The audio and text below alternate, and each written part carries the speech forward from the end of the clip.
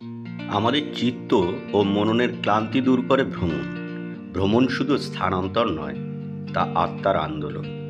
আর তা যদি বিদ্যালয়ের শিক্ষামূলক ভ্রমণ হয়, তাহলে তার উন্মাদনা বেড়ে যায় বহুগুণ। পাহাড়, ঝর্ণা, জলধার ও নদী দ্বারা ঘেরা আমাদের প্রতিবেশী রাজ্য ঝাড়খণ্ডের অপার সৌন্দর্যের টানে তাই আমাদের এবারের গন্তব্য তার রাজধানী শহর রাঁচি। ঝাড়খণ্ড ভারতবর্ষের পূর্বাঞ্চলের একটি প্রাকৃতিক সৌন্দর্যে ভরপুর রাজ্য। এটি ঘন অরণ্য, পাহাড়ি অঞ্চল, নদী, জলপ্রপাত ও খনিজ সম্পদে সমৃদ্ধ। এখানকার পরিবেশ একদিকে যেমন জীববৈচিত্র্যে ভরপুর, অন্যদিকে আছে শান্ত নৈসর্গিক প্রাকৃতিক, যা মনকে বিমোহিত করে। এক নজরে দেখে নেওয়া যাক আমরা দুদিনে কি কি দেখব। প্রথম দিনের শুরুতে দেখব সীতা জলপ্রপাত, জোনহা জলপ্রপাত, যেটি বৃষ্টির পরে যেন আরও প্রাণবন্ত হয়ে উঠেছে। এবং প্রথম দিনের শেষ গন্তব্যস্থান হুড্রু জলপ্রপাত, যেটি ঝাড়খণ্ডের সবথেকে উচ্চতম। দ্বিতীয় দিনের শুরুতে দামোদর ও ভৈরবী নদীর সঙ্গমস্থল, রাজরাপ্পা মন্দির এবং পত্রাতু লেক, পত্রাতু ভ্যালি তার অপূর্ব সৌন্দর্য টালি নিয়ে দাঁড়িয়ে আছে আমাদের কাছে। শেষে জিগজ্যাগ ভিউ পয়েন্ট এবং সূর্যাস্তের অপার সৌন্দর্য।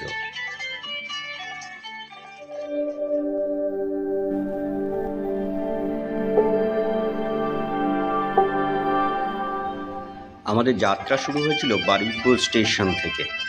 বারুইপুর স্টেশন থেকে লোকাল ট্রেনে বিকেল 5:30টায় আমরা রওনা দিয়েছিলাম শিয়ালদা হয়ে হাওড়ায় পৌঁছানোর উদ্দেশ্যে।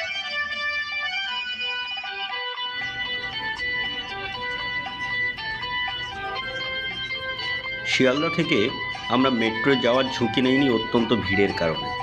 আমরা একটা বাস নিয়ে নিয়েছিলাম হাওড়ায় পৌঁছানোর জন্য। হাওড়া যখন পৌঁছলাম তখন বাজে রাত 8টা। আমাদের ট্রেন রাত 9:10-এ 18615 ক্রিয়াযোগা এক্সপ্রেস, যেটি ধরে আমরা রাঁচি পৌঁছাবো। এই আমরা হাওড়া স্টেশনে ঢুকছি। রাত্রে 9:10-এ ক্রিয়াযোগা এক্সপ্রেসে আমাদের যাত্রা শুরু হবে রাঁচির উদ্দেশ্যে। 22 নম্বর প্ল্যাটফর্ম থেকে ছাড়বে। আমরা মোটামুটি 1 ঘন্টা আগেই সবাই পৌঁছে গেছি।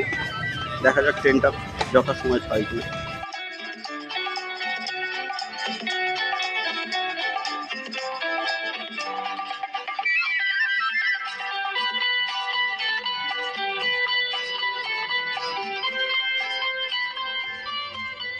অবশেষে আমাদের অপেক্ষার অবসান।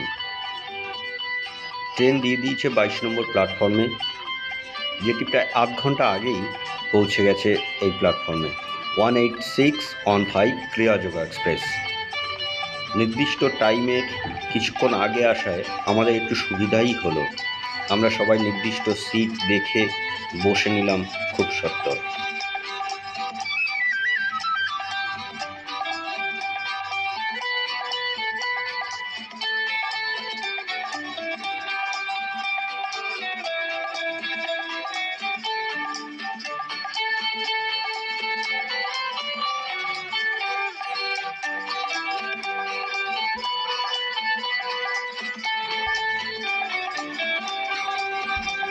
এবার আমরা হাওড়া স্টেশনকে বিদায় জানিয়ে চললাম নতুন গন্তব্য রাঁচির উদ্দেশ্যে। যাত্রাপথে খড়গপুর স্টেশনকে অতিক্রম করে প্রায় রাত্রে 12:40 নাগাদ পৌঁছালাম ঘাটশিলা। প্রথমে আমাদের সিদ্ধান্ত ছিল ঘাটশিলাই যাওয়ার, কিন্তু পরবর্তীতে ঠিকানা পরিবর্তন করে আমরা যাচ্ছি রাঁচি। 23শে সেপ্টেম্বরের সকাল হলো এক পাহাড় ঘেরা সবুজ অরণ্যানীর মাঝে, যা আমাদের চেনাশোনা প্রকৃতির থেকে অনেকটা ভিন্ন। আমরা সকালে প্রায় 6:30 নাগাদ পৌঁছালাম রাঁচিতে। রাঁচিতে এই দুদিনের আমাদের থাকার আস্তানা হোটেল সানরাইজ। সানরাইজে সকাল সকাল পৌঁছে গিয়ে ব্রেকফাস্ট সেরে সারাদিনের জন্য আজকে বেরিয়ে পড়তে হবে রাঁচির আনাচে কানাচের যে উল্লেখযোগ্য গন্তব্য স্থানগুলি আছে সেগুলি দেখার জন্য। আমরা টোটাল প্রায় ছিলাম 54 জন, তাই একটা বাস এবং একটা উইঙ্গার করা হয়েছিল দুদিনের সফর সঙ্গী হিসাবে।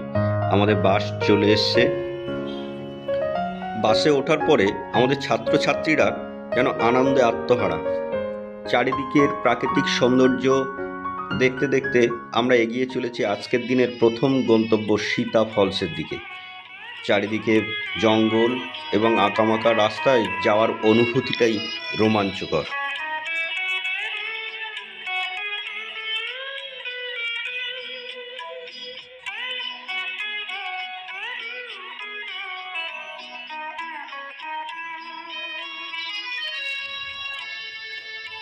আজকের দিনের প্রথম গন্তব্যস্থলে আমরা পৌঁছে গেছি সীতা ফলস।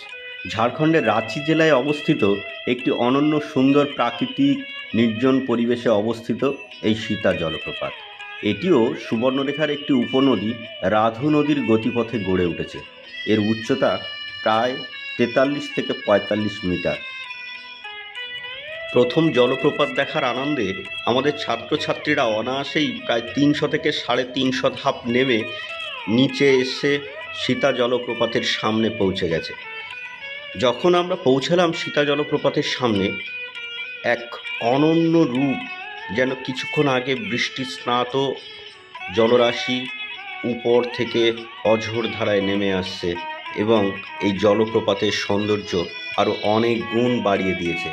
অন্য সময় জলপ্রপাত থাকে, তার জলধারার পরিমাণ থাকে অনেক ক্ষীণ, কিন্তু এখন বর্ষার সময় যেন প্রাণ ফিরে পেয়েছে এই সীতা জলপ্রপাত।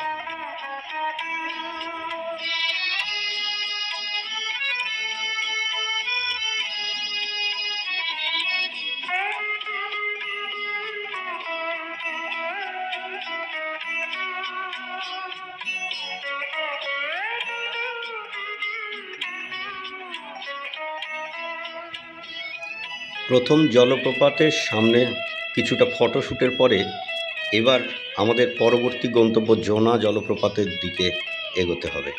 কিন্তু নামাটা যতটা সোজা, ওঠাটা কিন্তু ততটাই কষ্টকর, তাই মাঝে মাঝেই বিশ্রাম নিতে হচ্ছিল প্রয়োজন মতো।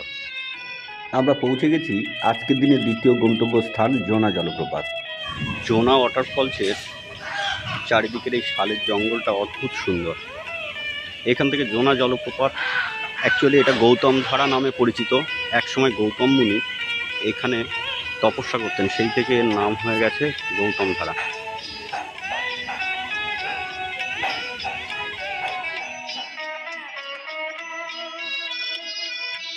সুবর্ণরেখার একটি শাখা নদী রবি নদীর উপরে গড়ে উঠেছে এই জোনা জলপ্রপাত। বৃষ্টির পরে যেন আরও বেশি জীবন্ত প্রাণবন্ত হয়ে উঠেছে। এখন আজকে 23শে সেপ্টেম্বর। সদ্য বৃষ্টি হওয়ার পরে যেন জলধারা আরও বেশি প্রাণবন্ত এবং চারিদিক থেকে স্রোতগুলো নেমে এসে ভিন্ন শাখায় প্রবাহিত হচ্ছে।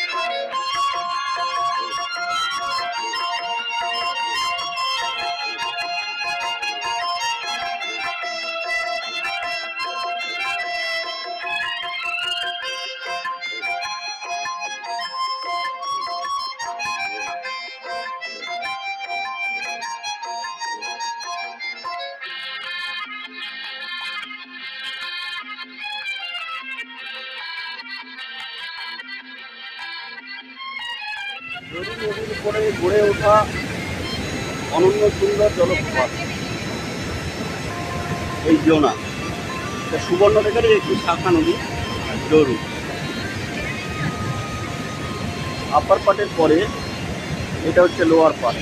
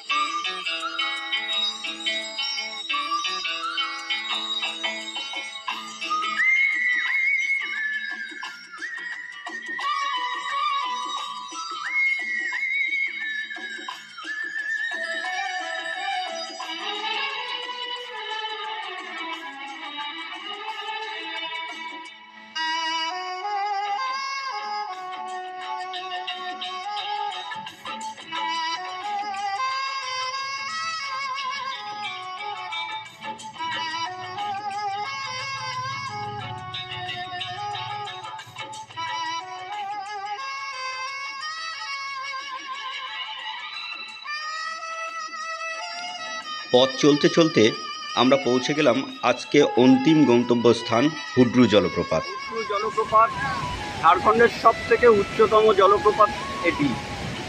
সুবর্ণরেখা নদীর উপরে গড়ে উঠেছে এই বিখ্যাত জলপ্রপাতটি। আজকে অত্যন্ত বৃষ্টির কারণে যেন আরও বেশি প্রাণবন্ত হয়ে উঠেছে এই জলপ্রপাতটি।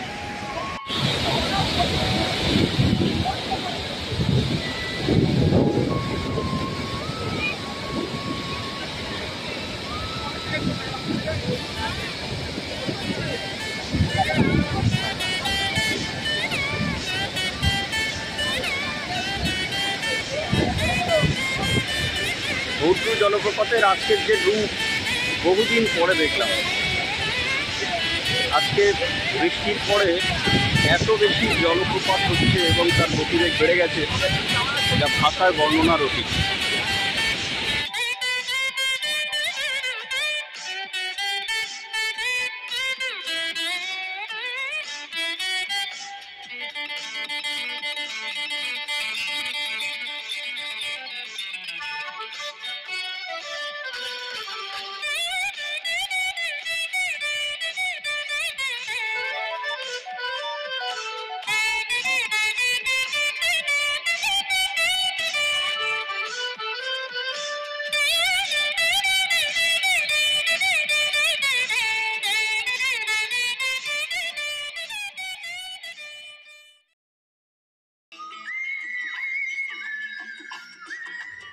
সারাদিনের ধকল এবং ক্লান্তি এক লহমায় কেটে গেল যখন শুনলাম আজকে আমাদের অতি প্রিয় ছাত্রছাত্রী কোয়েল এবং সুরজিতের জন্মদিন।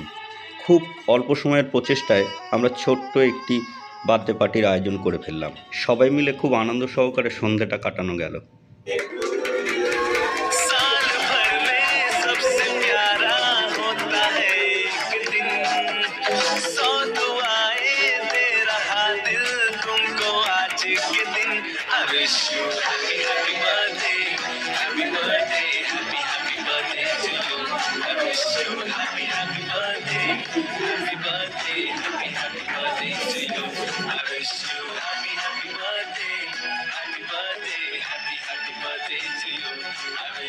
চলুন এই ফাঁকে একটু রুম টুরটা করে নিই। এটা হচ্ছে 309 যে ঘরটিতে আমরা ছিলাম, ডবল বেডের রুম।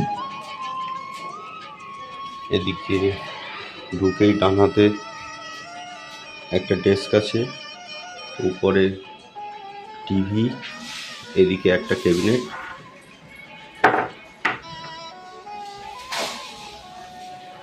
আচ্ছা এদিকে একটা মিরর আছে,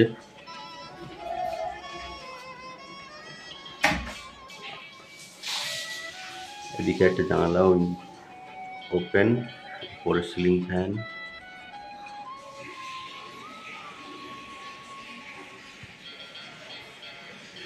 এখানে একটা ডবল বেডের এদিকে একটা ছোট্ট মতো ডেস্ক আছে, যেখানে চার্জিং পয়েন্ট থেকে শুরু করে কোনো ছোটোখাটো জিনিস এখানে রাখা যাবে, মোবাইল চার্জ করে।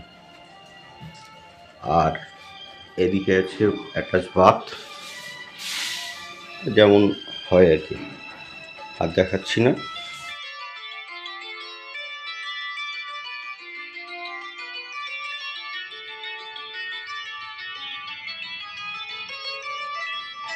আজকের ডিনারে আমাদের মেনু চিকেন বিরিয়ানি। খাওয়ার পরে সবাই চলে গেলাম নিজ নিজ রুমে রেস্ট নেওয়ার জন্য।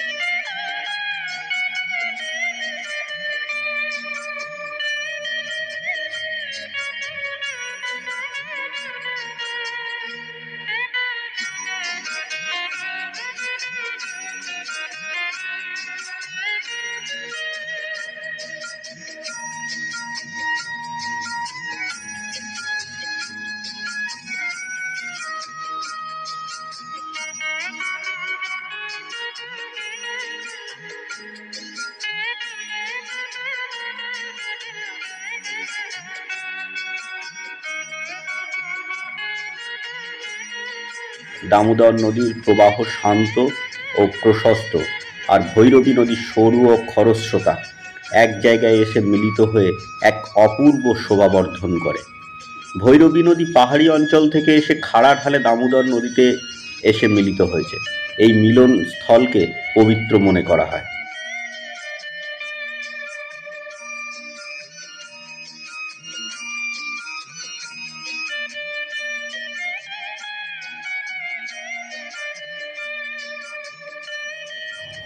রাঁচি থেকে প্রায় 65 কিলোমিটার দূরে অবস্থিত এই রাজরাপ্পা মন্দির। এটি ছিন্নমস্তা মন্দির নামেও পরিচিত। এখানে দেবী নিজেই নিজের মুন্ডু ছিন্ন করে দাঁড়িয়ে আছেন এবং রক্ত পান করছেন।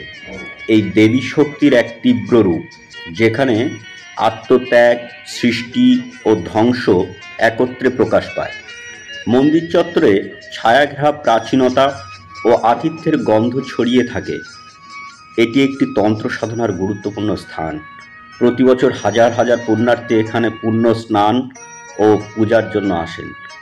মন্দির চত্বরে ঘিরে আছে সবুজ গাছপালা, ছোট পাহাড়, নদীর দুই ধারে বিশাল বালুকা বেলা। দামোদর ও ভৈরবী নদীর সঙ্গম, মা ছিন্নমস্তার মন্দির ও আশেপাশের পরিবেশ একত্রে স্থানকে ঝাড়খণ্ডের অন্যতম গুরুত্বপূর্ণ দর্শনীয় স্থান করে তুলেছে।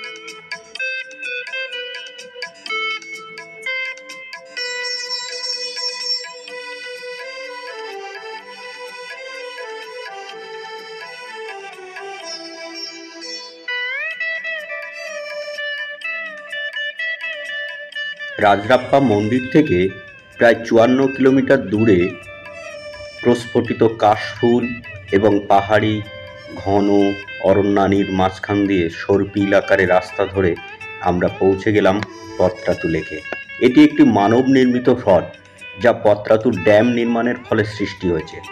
চারিপাশে পাহাড় ঘেরা গভীর ও প্রশস্ত এই জলাশয়টি বছরের বিভিন্ন সময়ে পর্যটকদের কাছে খুবই জনপ্রিয়। বোটিং, পিকনিক, ফটোগ্রাফি, অ্যাডভেঞ্চার ট্যুরিজমের জন্য জনপ্রিয় এই লেকটি। চারিদিকে ঘন শাল ও অন্যান্য বনজ গাছে ঘেরা এই লেকটি বর্ষায় সবুজে ঢেকে যায়। উপচে পড়া জলরাশি, শীতকালে কুয়াশায় ঢাকা উপত্যকা ভ্রমণার্থীদের জন্য এক রোমাঞ্চকর পরিবেশ সৃষ্টি করে।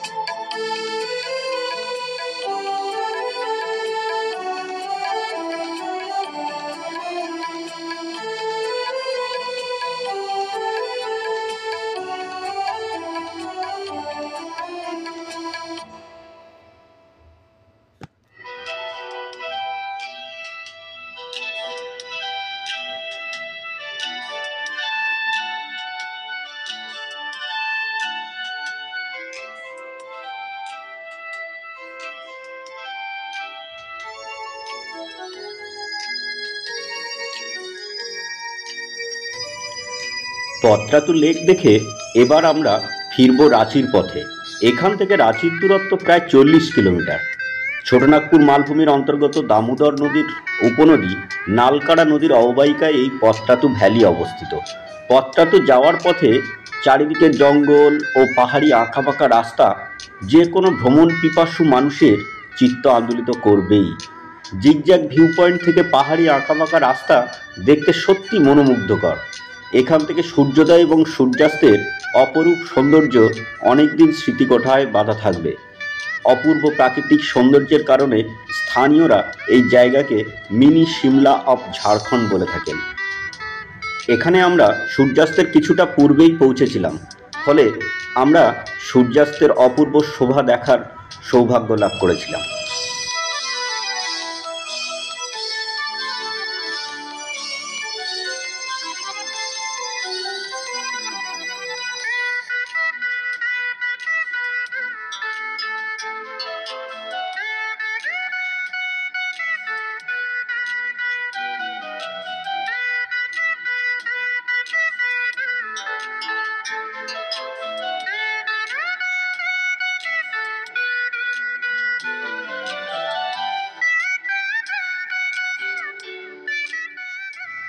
এবার আসি, কখন আসবেন রাঁচি ভ্রমণে।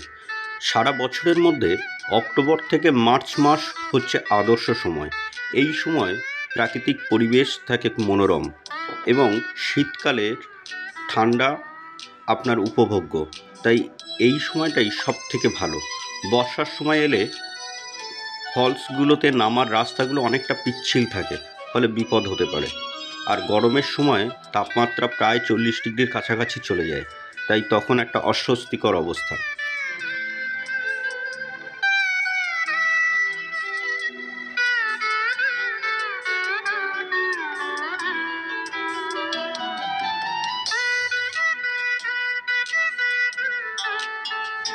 দুদিনের ভ্রমণ শেষে এবার আমাদের পত্রাতু ভ্যালি হয়ে রাঁচির উদ্দেশ্যে রওনা হব। ওখান থেকেই ট্রেন ধরব হাওড়ার উদ্দেশ্যে। শরতের নীল আকাশে পুঞ্জ মেঘের খেলা, সর্পিল পথপাশে হরেক কাশের মেলা, শালের নীরব বনবিথি, উন্মত্ত ঝর্ণার গর্জন, স্নিগ্ধ হ্রদ ও শান্ত উপত্যকা বড়ই নির্জন।